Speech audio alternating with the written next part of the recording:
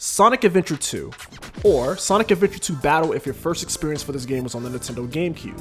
Many Sonic fans consider this game to be the gold standard for 3D Sonic titles. For some of the younger fans, this was actually their first true Sonic experience, so of course, this game will be special to some. But does it still hold up today? Well, let's talk about it.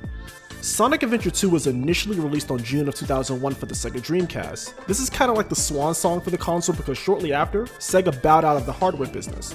Shortly after, we got something that no one was expecting: Sega making games for the Nintendo consoles. I still remember seeing these commercials and being super excited because I never got a chance to play these games due to not having a Dreamcast at the time. I remember spending countless hours with the multiplayer mode in this game. I also remember being really into the Chow Garden, more on that later. This is a game that I spent a considerable amount of time with, so going back to this game for this review was a joy. So the plot, let's make this quick. Eggman learns about this secret weapon that his grandfather, Professor Gerald Robotnik, had stored away. After breaking into a gun facility, Eggman finds Shadow, who calls himself the Ultimate Life Form. So does that mean Sonic is also... never mind.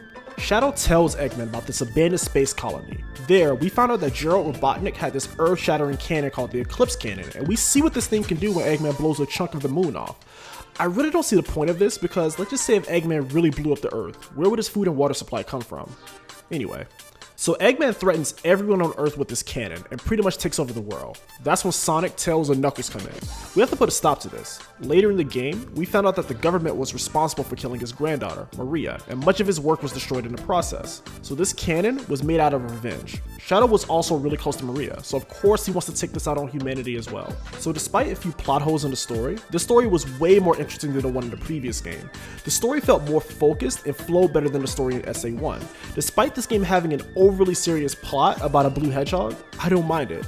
Now let's talk about the gameplay. So this game has 3 gameplay styles. Only 3. Unlike the first adventure game, Sonic Team has learned from that and now give players a more focused experience. The game tells the story from 2 perspectives, the hero side and the dark side. The hero side consists of Sonic, Tails, and Knuckles. Sonic is that high-speed platformer we all know and love. But this time, the levels don't seem as open as the ones in SA1. This offers for a more linear experience, but in this case, it's not a bad thing. We still have the homing attack and the light-speed dash, but instead of charging it, it's just a simple button push. Thank goodness. Tails offered the mech shooting sections we saw with E102 and SA1. I really enjoyed these sections in SA1, I just thought E102 just did not add much to the overall plot. Here, these sections are designed with the story in mind. It makes for a nice break with the high-speed action of Sonic. Tails also has these cart sections, which are pretty decent. Knuckles is back to treasure hunting after breaking the Master Emerald. Eggman attempted to steal it yet again. I actually really enjoy these levels, but I do feel the radar this time makes the levels feel longer than they need to be. You can still find the emerald pieces early if you're lucky, but Team Dark consists of Shadow, Eggman, and a new character named Rouge the Bat. As a kid, I always found the design for Rouge questionable. I mean, where was Sega trying to go with this? Now when I look at Rouge, my mind immediately goes to Morgan from Darkstalkers. Maybe Sega took some inspiration from that character to create Rouge, who knows. Shadow is essentially Sonic, same movesets and all. Eggman is the same as Tails, and Rouge is like Knuckles, and it makes sense because she's a treasure hunter.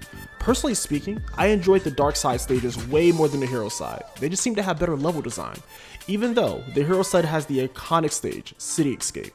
Besides the gameplay being more focused, they also got rid of the hub worlds. Now the levels transition back to back, kind of like the classic series. This definitely helps with the flow of the overall game. There's not a lot of downtime. There are boss fights, mostly character battles, but you will get the occasional original boss like King Boom Boo and the Egg Golem. I actually like the boss fights here. They are fun to fight. My favorite boss fight would have to be the final one with Shadow and Sonic. It was awesome. After you beat the hero and dark side, you unlock the final story, which you play both hero and dark characters. This level is fine, but as a word of advice, make sure you get the Knuckles air necklace before coming here. Just saying. The final fight is with the Bio Lizard, and I will say this right now, I'm not a fan of this fight. The hit detection seems to be all over the place when it comes to homing attacking these little pink balls. The Super Sonic and Shadow fight is fine, but it also can be a little tedious and annoying. After you beat the main game, there are still things you can do. You can try to collect all the emblems by going to different challenges, or raise these cute little things called Chow.